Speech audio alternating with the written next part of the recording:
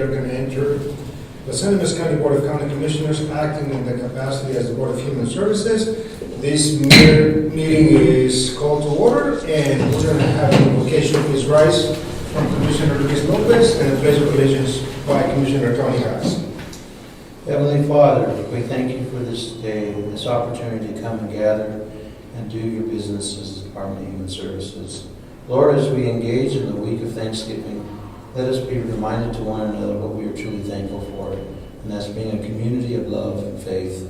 We thank you, Lord, for this opportunity in your heavenly name. Amen. Amen. I pledge allegiance to the flag of the United States of America and to the republic for which it stands, one nation, under God, indivisible, with liberty and justice for all. Roll call, Mr. Mellencamp. Commissioner Luis Lopez. Here. Commissioner Hess. Here. Commissioner Luis Lopez. Here. Approval of the agenda. Do you have any changes to the agenda, Mr. Aragon? Not at this time, Commissioner. Well, thank you so much. Entertain a motion to approve the agenda. So moved. Second motion. Commissioner Hess. Yes. Commissioner Luis Lopez. Yes. Commissioner Luis Lopez. Yes. Quite a bit of reading. Section 2 minutes for August 15th, September 19th, and October 17th. Commissioners, we've read those minutes. Are there any questions or discussion?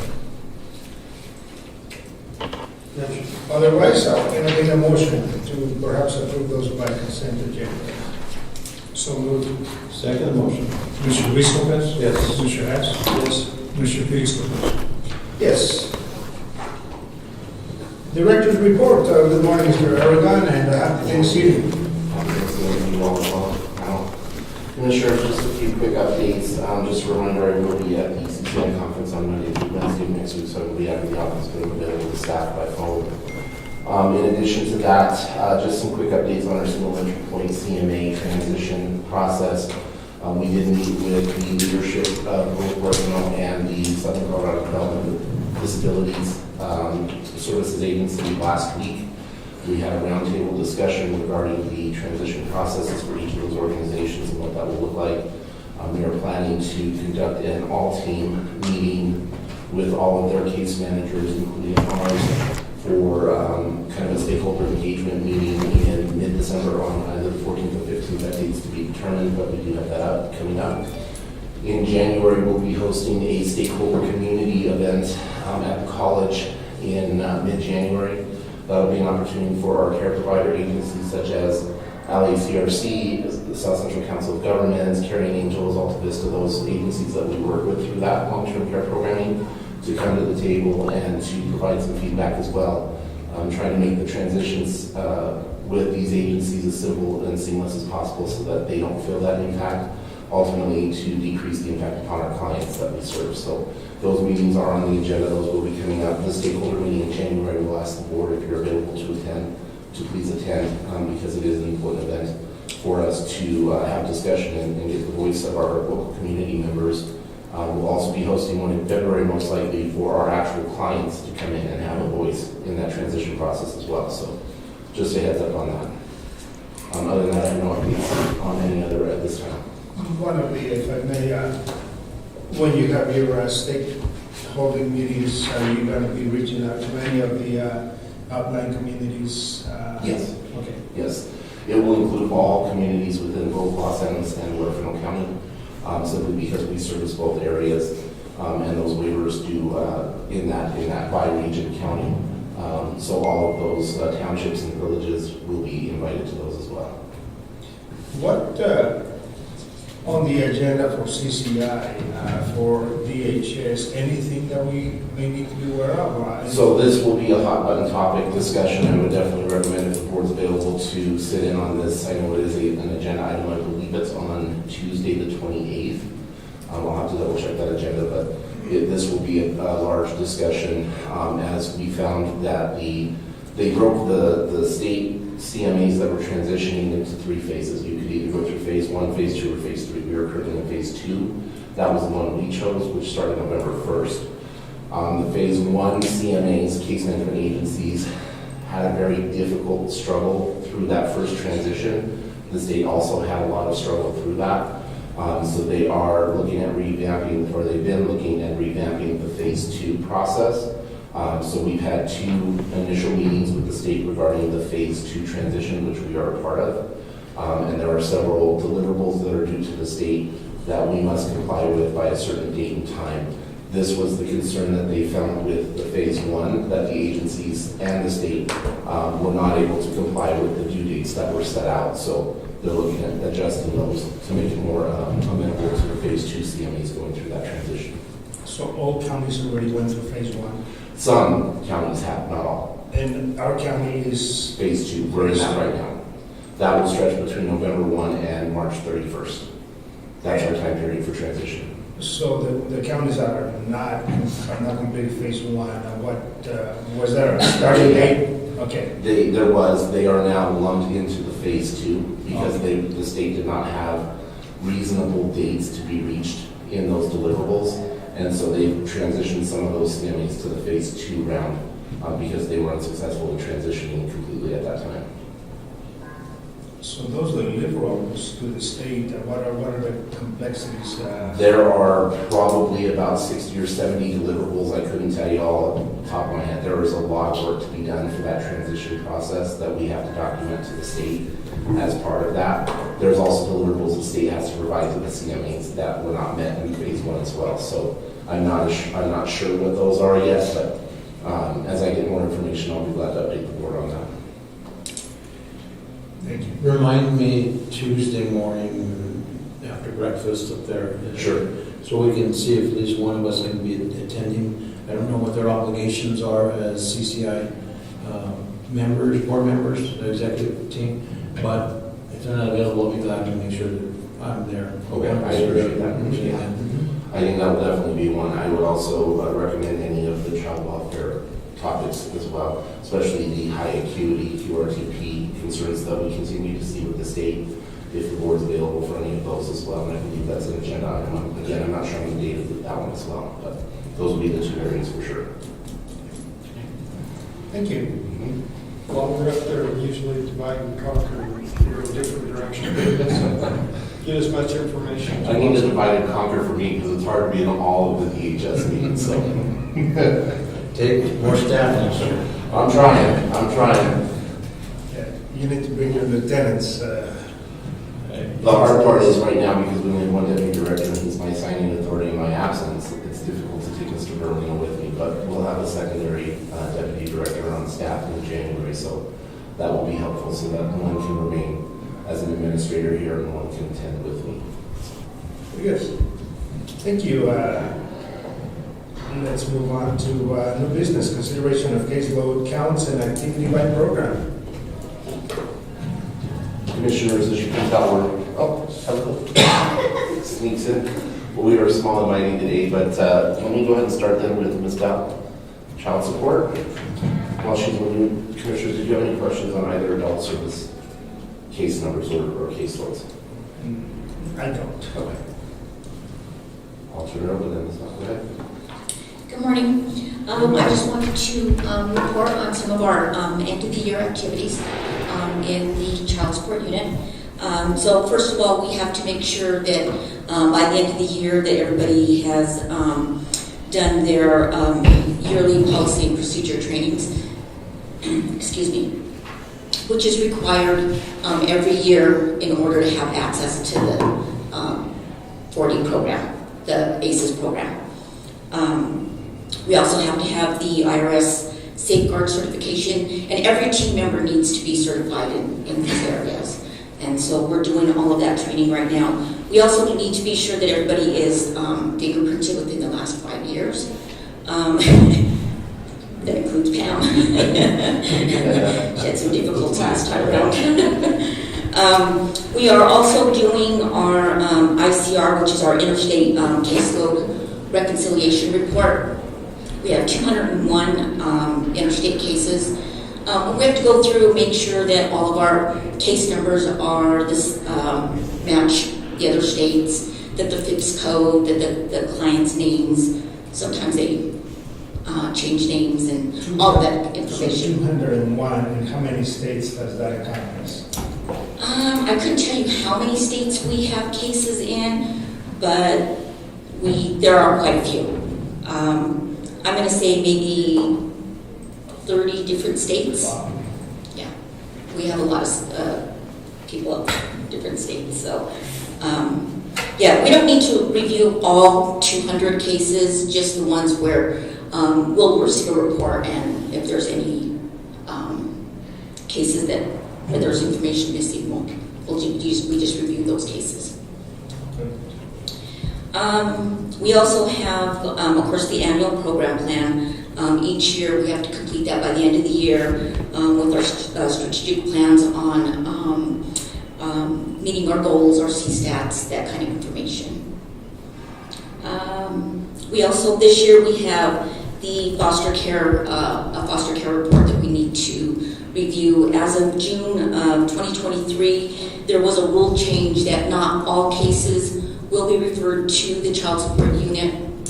They need to be reviewed, and then, if appropriate, they'll be referred to child support. The cases that are currently open, we did get a report of like 65 cases that we do need to refer with the child welfare, with the Child Protective Services to see if they would like us to continue to keep those cases open or not. We have to review the cases that are open to see if they want us to continue enforcing child support or establishing child support. And then the ones that are not currently open, we need to review them to see if we want to compromise on others. So that's what we have. Any questions? Well, more than sometimes we expect. Thank you for the work that you do. And no questions. Thank you, and happy Thanksgiving. Thank you. Thank you. Commissioners, I'd like to back up real quick. I did forget to mention one thing. Adult Protective Services, I want to give a kudos to our APS team. We now have 2 full-time caseworkers, full-time case aide. We were actually spotlighted last month in the state CSTAT meeting as an agency who's gone from, we've had some struggles with turnover, as well as getting that program actually separated out from our single entry point. At one time it was a half and half program. Model-wise, we found it doesn't work. Because SEP is such a crazy world to live in, that trying to manage cases in there as well as APS cases, which are more emergency-based, become very difficult. We have been timely with all of our contacts. We have been responding in an appropriate time frame, and we've been able to assist clients in a much faster and least restrictive manner. And so the state did highlight the APS team and their efforts last month, so I did want to report that to the board. Additional to that, on child welfare, I will speak quickly to the October numbers if you have not seen that, but you will see a high jump in our kinship placements. Last month in September, during the September timeframe, we had 4 children in kinship placements. As of October, we have 27 children in kinship placements. This is attributed to a high volume of referrals coming through the hotline. I will say that some of the situations we've seen in child welfare over the last few months have been eye-opening and shocking to myself. I think even legal counsel Nelson would agree that some of the things that we've seen coming through the door in our county are situations and concerns with children we've never encountered before. It's unfortunate, but we are intervening. And so we have seen that massive jump. We continue to see that increase in referrals daily. There were times where we would get 1 referral, we're now receiving upwards of 6 or 7 referrals a day. So, just on that point, after this meeting concludes, I need to speak with you. I did have a message regarding an issue on that. Okay. So we'll get together on that. Any questions on those 2 items? Okay. If not, then I'll turn the floor over to Ms. Garrison. And let me go back for a second. As I was looking at the number of children served, are those all local or new arrivals? That's a mixture of both. Okay. Yeah, that 81 children served is a mixture of both. I will say that the good majority of the new referrals we're seeing are from out-of-town families moving in. That 81 is probably reflecting about 3/4 out-of-town, 1/4 of locals that we are from the community originally. One of the largest numbers that we've seen on that, based on that kinship care, 27, I mean, that we hope that's probably the best solution if there's a solution for this whole thing. Yeah, the state prefers, and I think the courts prefer, that we look at placing the kin first. We always want to keep the children within the family. We try to avoid out-of-home placements that are either with, now we do look at certifying the kin immediately, because there is a state rule that if we don't certify a kin within 90 days, then the department does have up to 180 days to leave that child in that placement. After that, the drawdown at the federal level stops, and the county has to make a decision whether to leave that child in that placement and continue to fund that at the county level only. So with that rule, what we look at doing is certifying our kin to make sure that we can then draw on the state and federal funds to support that kin while that child is in placement with them. Usually, sometimes those are very minor stays, so we don't look at certifying those kiddos if we know that we're on a voluntary and we can get those kids home quick once we implement services. So again, it's a mixture of kind of each case is individual, and we have to identify what's the best practice for that child. Least restrictive, of course, to get those kiddos home. If the placement doesn't work, then what's the alternative? The alternative is to either find another kin that's available. That's our first step, is to see if there's another kinship placement that's available. If not, then we do look at moving to a certified foster home for placement. With certified foster home, those rates do go up substantially. Our out-of-home placements cost much more than if we look at a certified kin or even a kinship placement, which there's really no charge, but we provide whatever support services we can to help that kin during that placement. I will say that our foster certifier, Calison Davis, has done an amazing job in, again, recruiting our foster homes. They dive. She had 7 on the books, I believe, last summer. I believe we're back up to around 8 or 9 foster homes that are certified within the county. She's also providing backup certification services to other counties that are short-staffed at this time. So she's been doing an amazing job in helping with those as well and get those homes certified for those other counties. Means less folks trying to place here with us. We've had a lot of counties reach out to us recently asking for placements because they know the number of foster homes we have. The problem with that is when we start filling with other county kiddos, then we run the risk of having to send our kids out of county, and we don't want to do that. So we look at placing our kiddos first, but when we do have those openings and the counties are available to support them, we will. Other questions? Thank you. Okay. I'll turn the floor over then to Ms. Garrison and Mr. Greg Henry.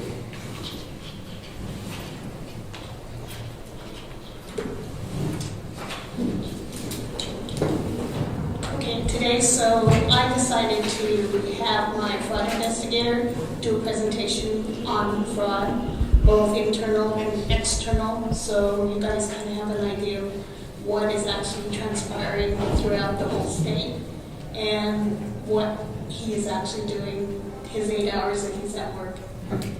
Good morning, all. Good morning. So our fraud process starts with the policy that Mike put in effect. And so we do both internal investigation. When a worker in our building may give benefits that a client is not entitled to. So we can get referrals on that too if we find it. Mainly we do referrals from our technicians and from other workers in the department. When an applicant comes in, the clients or members attest to telling the truth to the members of their household, their income, their resources, and such. And so when our techs process cases, if they see abnormalities in that, then they refer it to me. And once the referral goes to Teresa and she signs off on it, then I start the process. So first I see if there's any state rules that were violated in the processing or in the omission or false truths. And if we need to get clarifications from the state rules, we do that. We research the household members, verify the residence address, income, household resources, and identities. We can examine the EBT usage or purchases. I can go back 3 years. If I need longer than that, I can go to the state office and they can research longer than that. And reasons, again, for the staff referrals may be questionable income, household composition, EBT uses, and questionable Colorado residency on their cases.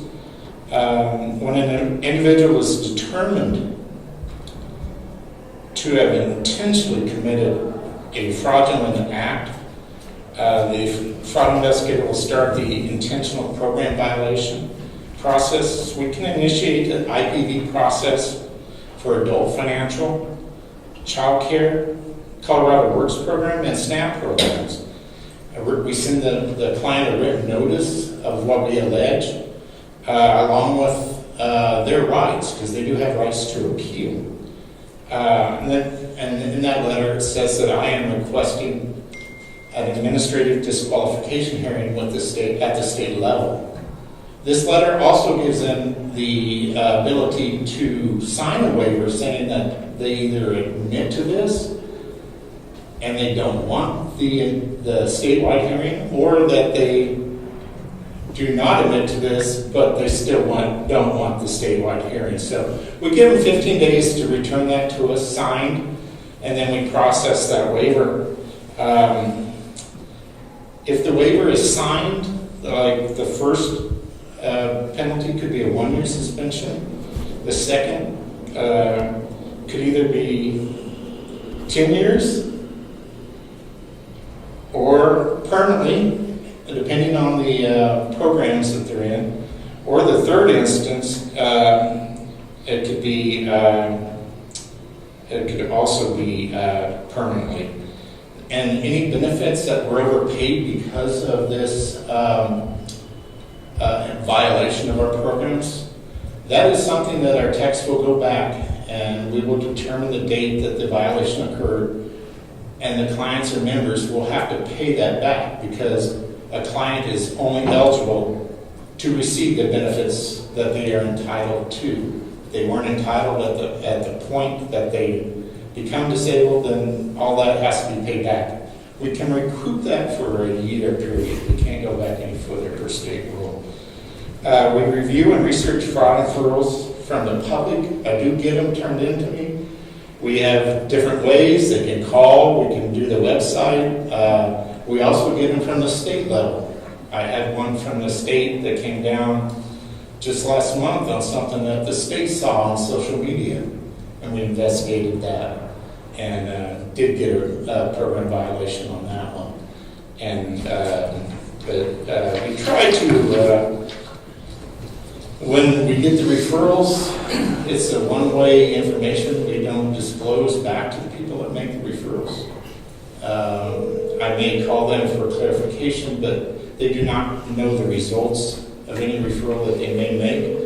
It's confidential, and then we go from there. But I tell them up front that when you make this referral to me, I will not come back to you unless I need more information, but you will not know the outcome of the investigation at all. We also review and research a monthly fraud prevention workbook that comes down from the state EBT policy unit.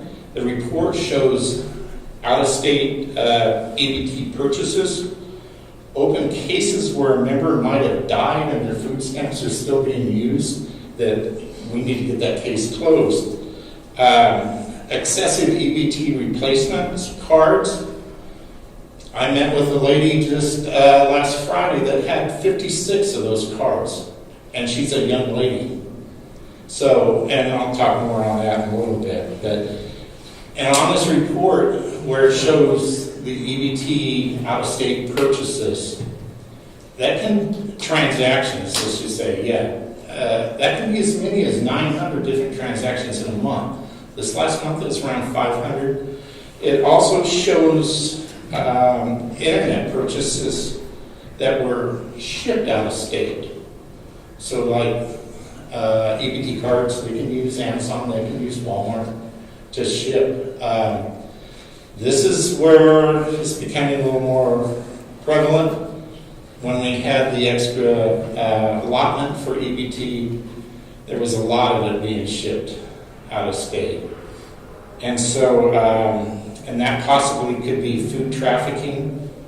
I'll come back to that one again too.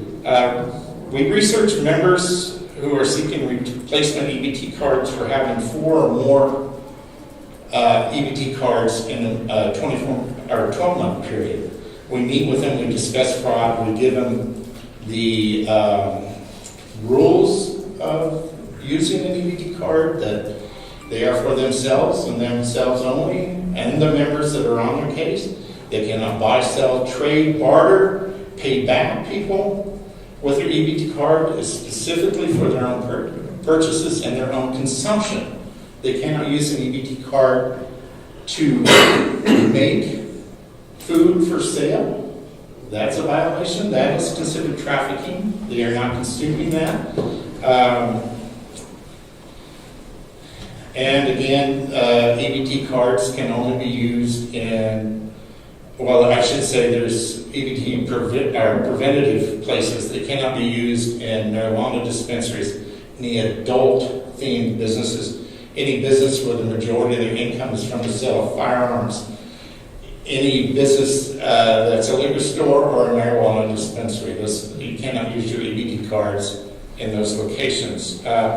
We also review court dockets and jail rosters for members who may have changes in their situation where they will not be eligible for certain benefits at the department.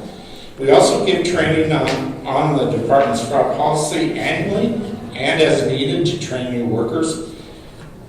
Training is the key for preventing and reporting of fraud within our unit. So we take a very good time to do this, and our results show that our workers know, and they'll just start sending those papers. Someday I get 3 a day. Someday it may be, it may be a while before I get one. But our workers know what they're supposed to be looking for and reporting it.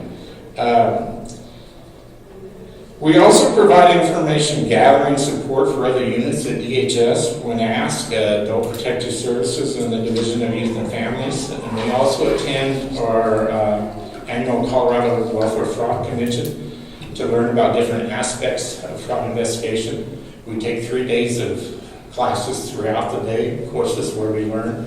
Last time we had Assistant District Attorney that told us on filing.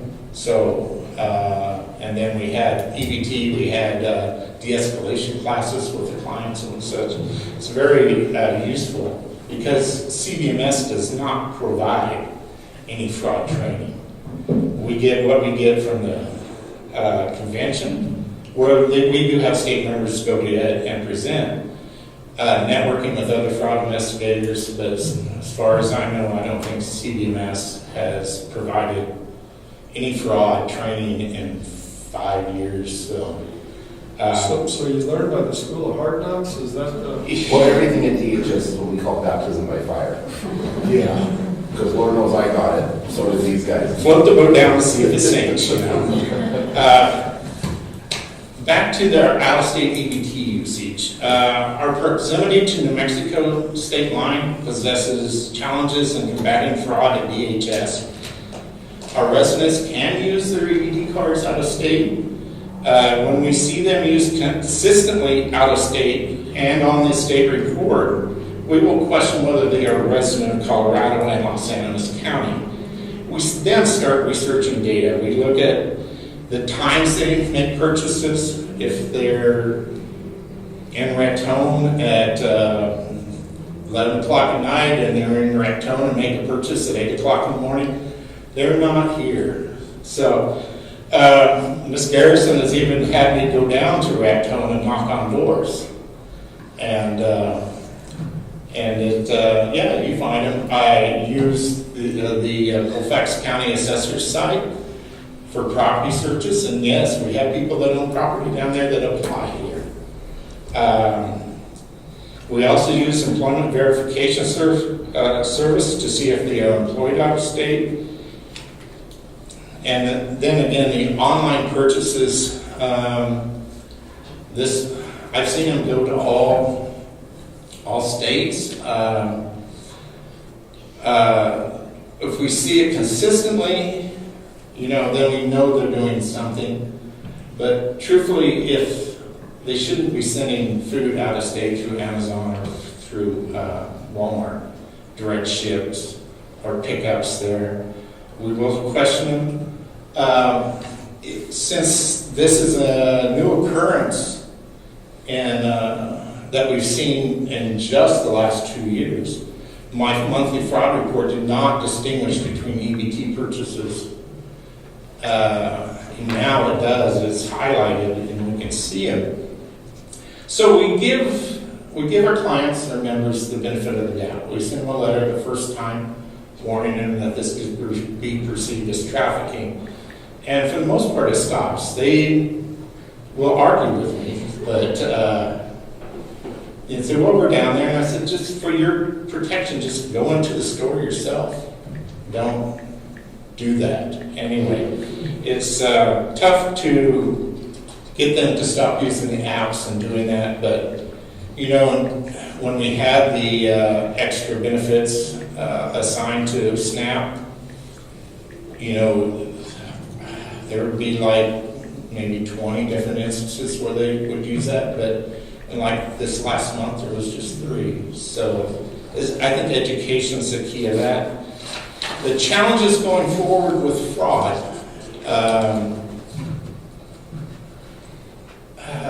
Third-party fraud. So, is any fraud committed against an individual financial institution or merchant by unrelated or unknown third parties? An individual or a group of people create and use another person's identity or personal details to open, take over an account without the consent of the person. This fraud seems to have a shorter lifespan because if they go in and clone a card or clone an account and they zap out all the benefits, then the client knows it and they're going to contact us. And then we can look into it, Victims usually become aware of what's happening and then they take steps to prevent themselves. So third-party fraud started in California in 2018. It moved to Nevada, September 2019. Boulder and Pueblo in July and September of 2020, Georgia in November of 2020, Texas, Arizona, October 21st to October 22, and now it's multiple states, 2022 to present. So seeing it used on an EBT card is hard to detect. On our state report, I go line by line, and I look at them. Look at every purchase, see if there's purchases around it. And I have seen the instance where a client has made a purchase here in town, and that afternoon, no, it was actually 2 hours later, it was made in Oklahoma. Both cards were swiped. So, brings me to card skimming devices. On Walmart, you can buy blank magnetic cards, 600 of them, for $63. You can buy a scanner, skimmer, or programmer, Bluetooth, for $200.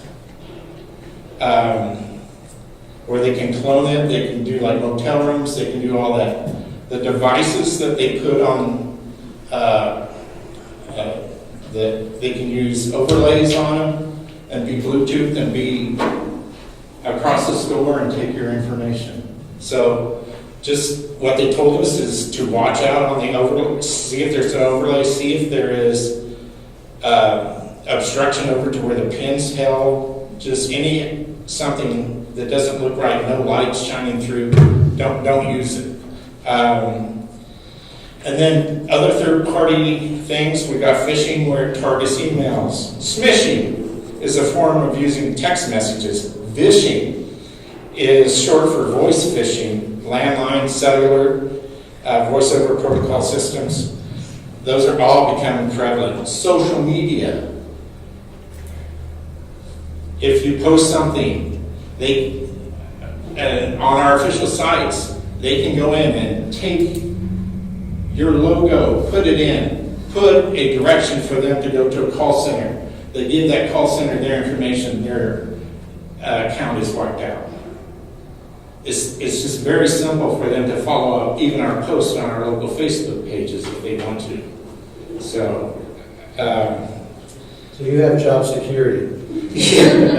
Yes, sir. Social media, they'll set up fake internet stores that will do this and wipe them clean. And groups, there's groups out there that can say, well, if you join a group and then you give us your EBT card, then we'll give you so much back, you know. It's amazing. Data breaches, dark web, you know, it's just no end to this. So when we said that it started these cloning places or fishing places and stuff are all in Europe. We think they would be somewhere in China somewhere, but from what the state EBT tells us, they started over there. They started with Seattle area, and then, you know, they come down, they work 5 counties in Colorado real hard, and then they'll move on to someplace else. So it's a big concern for them. FICO saw a 368% increase in compromised cards in 2020. State of Colorado anticipates TANF losses for having their benefits drawn out at being $84 million this year. USD allocates only 0.05% of their budget for investigation for program integrity costs. FNS from the division of USDA reports that the national payment error rate in 2020 was 11.53%. $34 million a day, $1 billion a year. While that error rate is not the fraud rate, it's a smaller subset of the overall fraud, waste, abuse, and SNAP programs. So how many cards and how many dollars from Los Angeles County do we have out there? I know and that's part of what you're just, I can imagine Denver and El Paso County. Yeah. So our clients, I don't have a number that. Well, is it like 8,000 cards out there perhaps? I would say it's probably close to around about 8,080, maybe 7,500. And dollar amount? How much is put on there? It's varied based on the household composition. Okay, so say an average of $500 per card. 500,000. I think our average was $500,000, 400,000 a month in SNAP benefits before COVID. Right. Now we're back to that. So it doubled to almost $1 million a month. Yeah. During that time. It's $6 million, I think, you know, that you're. That's normal. Our state partners are very good. I mean, they work and they track and anything that seems abnormal, they'll go in, shut it down. You know, our clients, if they travel out of state, certain states, they need to call our ABT and tell them they're going, or the card will not be able to be used because there's so much fraud there. So, So a question for you, and this is huge, I know you don't have the answer to this, possibly. Holding the grocery and businesses somewhat liable for when fraud is occurring with the EBT card? so there are rules for them being EBT, being able to take EBT. Those rules are not enforced. A lot of the fraud that's out there, I don't see this in Los Angeles County, but they say is a merchant fraud. And the reason why I ask is a liquor store owner. 2 years ago, 3 years ago, we were approached, since the laws changed, liquor laws changed, maybe 5 years ago, the grocery store industry allowing 6% beer sales. The trade-off was the liquor industry would be able to sell grocery up to a certain amount. And that's when we were also solicited throughout the state of liquor store owners to start accepting the EBT through our providers, which we declined to do so. But how many liquor stores are doing that? Because we now can carry food products. And how does that be, how are those stores being liable whether you're buying We have stores. or a can of soda pop? Yeah, we have stores in our county up the river that sell both. And, you know, it's a fine line. I don't know how they distinguish, but I know when I worked in Colorado Works, I would have clients that would go in there and would get deemed for using their card in there because they sell liquor at the same location. And, but again, the same retailer in Aguilar doesn't seem to have that problem. I haven't seen anybody get deemed on using them there. But yeah, I don't know. I know, like, if you guys had a ATM in your business and they went to swipe it with their EBT card to get a cash benefit out of it, that would throw them onto a violation because they can't use it there to withdraw cash. Yeah, but see, there's another fraud. Most ATMs in business like that are not owned by the entity. Correct. They're owned by another subsidiary, private corporation that doesn't say it comes from Joe Blow's Liquor. Right. Even on my state fraud report, I get people that are swiping at a bank, taking their cash benefits out, maybe to pay rent or something like that. But it shows up out of state because InBank is owned out of state. And I just regard that. I don't know. I'm going in the weeds now. But I appreciate what you do. 7 years ago, this was our biggest issue for the Board of County Commissioners at that time, was fraud prevention. So thank you for what you do. Yeah, thank you. In Colorado, the 2020 and 2022, the losses from compromised or clone cards was $287,589. In the first 2 quarters of this year that was reported at our conference, it's at $105,810. Again, we feel that member education is the best way to combat third-party fraud. Ask them to change their PIN numbers. If they go out of state, come back, change their PIN numbers. They can also get a mobile app where they can go into a store, they're ready to swipe their card. They can unfreeze their account, swipe their card, freeze the card back, and nobody can ever access that account. And we feel that the best way to prevent fraud here at DHS is education, training, prevention before it has occurred. We've committed to working smarter by knowing what to look for and having our techs be investigators in their own little right, you know. I commend both Michael and Teresa for their devotion to the fraud prevention and investigation. We would also like to acknowledge the cooperation of local retailers that we utilize in our fraud investigation. The asset protection team at Walmart, the former retailer Duran Oil was very good to us when we would need help. We get assistance from the regional asset protection investigator for Safeway and Albertson stores. He would send me footage of the parking lot, which, I mean, comprehensive. Anytime I have a transaction, he would send me a very comprehensive package back. And also Family Dollar and Alta stores. The managers there have always been very good about taking their time and reviewing footage and stuff with us so we can pursue our investigations. Any questions? Just a comment. If these individuals they're extremely intelligent, seems like to me, and if they would put forth that effort in a legit business, they'd be millionaires. For good. You know what, And you would be really shocked as to find some of the people that are involved in the food rings around here as well. Yeah. Wow. Yeah, I can't comment anymore on that. We'll just leave it at that, but it's an unfortunate, and I will say that the state put down a mandate, was it last summer? So prior to around the time that the max allotments dropped off from the PHE, the state really started to reinforce the number of cards that we can physically issue through the department on an annual 12-month calendar basis.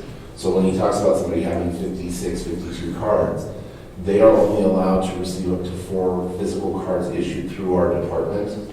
After that, within a 12-month year period, after that, then they have to request it through the state. And that's a way to ensure that there's not these, because what they're doing is they're selling the benefits on the card with their PIN to somebody, and then they're saying, we lost our card, and we come back and we pick up another. So we're well aware of that, and so does the state. So there are other new methods of intervention that are coming down from the state as well, and some old ones that just haven't been enforced. And so as those are coming down, we're implementing those as well. So So Greg, you mentioned earlier, when you find someone that admits, yeah, I did wrong, but I don't want the state having this hearing. So you hold the hearing for them? So if they're willing to meet with me, we'll meet with them. And sometimes those meetings can get tense. Sure. Very tense. I'm on blood pressure medicine now. I was going to ask, you have backup when you go to Red Tone? Well, I usually make Teresa sit in with me, and You're the muscle. my backup, George, sits in, and if we need to be, we'll have a guard. But usually they'll be okay, and if you catch them in a lie, they usually will not go well. But if they're honest and truthful and, just tell them that you signed the application, you said that you are providing all the information necessary to be determined for your benefits, and they'll go. I haven't had to take one to a state hearing yet. I probably will soon. So Pam looks at me, yeah. the follow-up question on that would be, what happens once you determine that someone has committed fraud and they have to pay it back? So And they do. said, you know what, I don't have the money to pay it. So if they're still on benefits, they can sign up for a repayment program, which is determined by eligibility. It's not determined by the fraud investigator. I'm not supposed to have any part of that. But they can sign up. They can have as little as $20 taken out of their food stamp card to pay back a month. Cash, they can do that too. And we have to provide them, or I should say eligibility, has to provide them with a repayment program. They have to be aware of what they owe. So They in have a to- sense, they commit a fraud and the taxpayer is the one paying the debt for them. Yeah. Yeah. Yeah. We can, Taxes. yeah, we can't seek tax intercepts if they are working. Okay. We We are getting into the. It's not an ideal system. We'll just No, put it that way. You know, happy Thanksgiving and thank you for the work that you do. You guys, thank you too. Yes. Teresa, thank you for bringing this to us today. Yes, that was fantastic. We probably need more. So we are currently, Mr. Henry is being cross-training one of our other technicians to take over full-time for fraud along with him because the volume is so high. And so we now have two basically full-time fraud investigators handling that process. Our staff are trained, as Mr. Henry said, on an annual basis, as well as new hires go through that training. The public can actually report fraud via our website. There is a external reporting form that they can fill and email directly to us. Also, our staff are trained to use the internal front form, which is also on our website available to them, and they can fill that form out. We also take phone calls. We get reports from the state, as you mentioned. So it's a rather busy portion of our office compared to others because there is such a high volume of it that we see consistently, and that's across the state. And by having these presentations and stuff from all your team that you bring forward to us, it helps our finance committee and our finance administrator and our Mr. Dorncamp understand the complexities of your organization as well as transparency for the community of where their tax dollars go for the Department of Services. So thank you for that. Any other questions on? One comment? Sure, please. Didn't you at one time say that the state was pushing for DHS departments to try and reach a certain goal of non-fraudulent claims, and I think you said that ours was above that threshold? So what we were talking in regards to that was the Medicaid fraud rate, which is different from the food side. The state Medicaid program, which is funded by the federal government, was told in 2020 that they needed to get the fraud rate under control. At that time, the fraud rate in Medicaid across the state was around 36%. For us as a state to maintain that, it has to be under 3% fraud rate statewide. Is that investigator as well by? No. So some Medicaid fraud will go to him, but that ultimately goes to the state for review and investigation. There is a process that he can follow if he gets a Medicaid fraud report that he sends, and then the state reviews that. Part of and most of that fraud rate came from the long-term care program, the waiver services that we offer through Single Entry Point, and the IDD waiver services that SCDDS offers that we'll be taking over in January.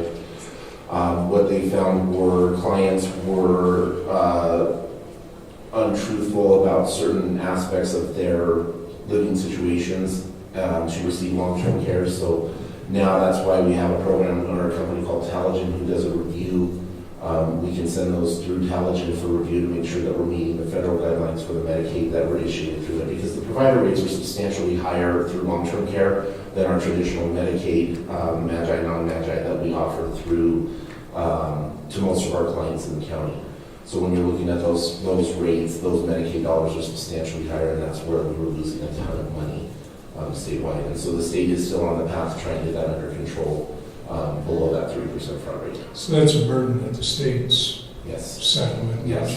But unfortunately, as a Single Entry Point offering agency, we also share that burden because we have to make sure that the cases we're issuing long-term care in do meet the medical and personal needs of the client. So there's a much more extensive, substantiated process to getting that. Even our long-term care eligibility. So there's two forms of eligibility in long-term care. We call it functional and financial. These guys handle the financial side of the house, meaning that they're found financially eligible to be on long-term care, but our case managers have to find them functionally eligible as well, meaning that they meet the medical requirements issued by a doctor or a physician to indicate they need that level of care and service within their home. So it's a pretty extensive process these days. The application for long-term care and the process can take anywhere from 60 days minimum, depending if we end up having to look at a trust for an individual. The state has to approve that trust. It can take up to 6 months, sometimes to find them financially eligible. Wow. VHS complexities. I'm keeping it all here. I'm trying to keep it all here, so. Watching encyclopedias. Thank you for the work that you do. Any other questions on the caseload? Comment. So there's doing the math here just in my head, but about 1,450 decrease in caseload since like March of last year. Yeah, I would accumulate most of that's medical from the It PHE is the and medical, the people that Fell off. were locked in, those are the people that are dropping off. And if they're not truly eligible and not coming back in and reapplying, that's why you're seeing those numbers.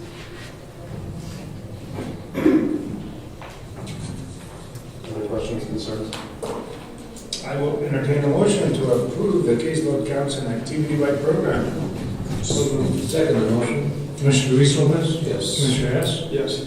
Commissioner Felix Lopez? Yes, consideration of financials and bills for August 2023, Mr. Erdogan. Commissioners, in front of you are financial statements as well as bills and activity for the month. I will make a note that our financial summation is missing our Single Entry Point revenue, as we have pushed back.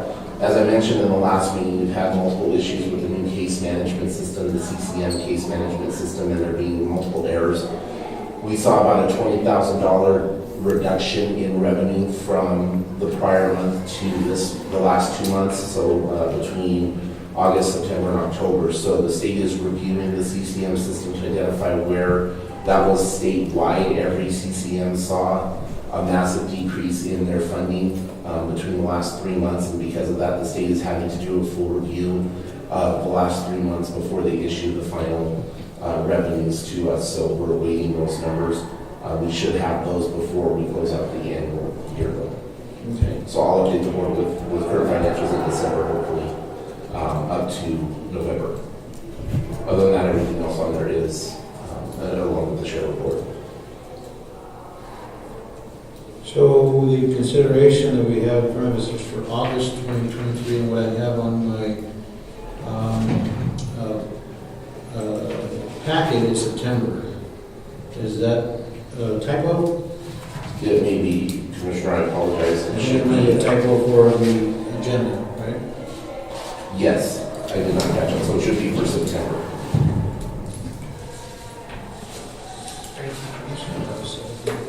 Good catch. My apologies. Services Mayor. I have no questions, Chairman. Thank you. With that, any other questions, Commissioner Hess? No. So we are going to be, the consideration is going to be for financials and bills for September 2023. I'll entertain a motion. Motion to approve financial bills for September 2023. Second motion. Commissioner Hess, Yes. Commissioner Luis Lopez, Yes. Commissioner Felix Lopez. Yes. Consideration of payroll for pay dates September 15th and 29th of 2023. Mr. Garrett. Commissioners, payroll for the September 15th, 2023 was $99,842.59. And for September 29th was $102,905.95. Any questions or concerns on those? No questions from the commissioners? I have no questions. Okay. I will entertain a motion. Move for approval of the payroll for pay date September 15 and 29 of 2023. Second motion. Commissioner Luis Lopez, Yes. Commissioner Hess, Yes. Commissioner Felix Lopez. Yes. Having no other business on this agenda, I will entertain a motion to adjourn. So moved. I'll ask for this motion, if you would. Also to exit Department of Human Services in the capacity of DHS and to re-enter the Board of County Commissioners this time. Second motion. Commissioner Hess, Yes. Commissioner Luis Lopez. Yes. Commissioner Felix Lopez. Yes. Thank you, Mr. Aragon. Thank you. Happy Thanksgiving. You as well. And Can I just ask that we would add, so right now confirming the county attorney doesn't have any agenda or any items, but if we could add the all-phase agreement that was tabled today. Oh. Discussion. yes.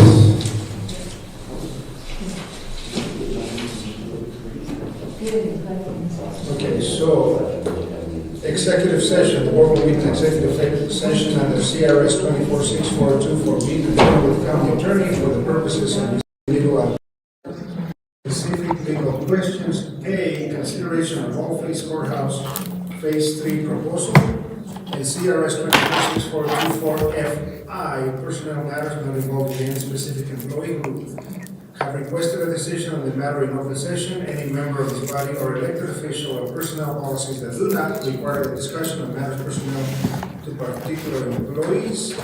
A, non-bargaining unit members, and B, lunch, break times, parentheses, Tyler. I will entertain a motion to go into executive session. Second. Commissioner Luis Lopez. Yes. Commissioner Hess, Yes. Commissioner Felix Lopez. Yes. Are you doing that for recess, commissioners? Yes. By the time Tom turns down, it'll be 5 minutes or so. The reason she's asking is we had asked Hayden to work on the new calendar with you all during the meeting, or right after your meeting. Okay. So it's not part of your agenda, it's just going to be the recess between your agenda and Okay, very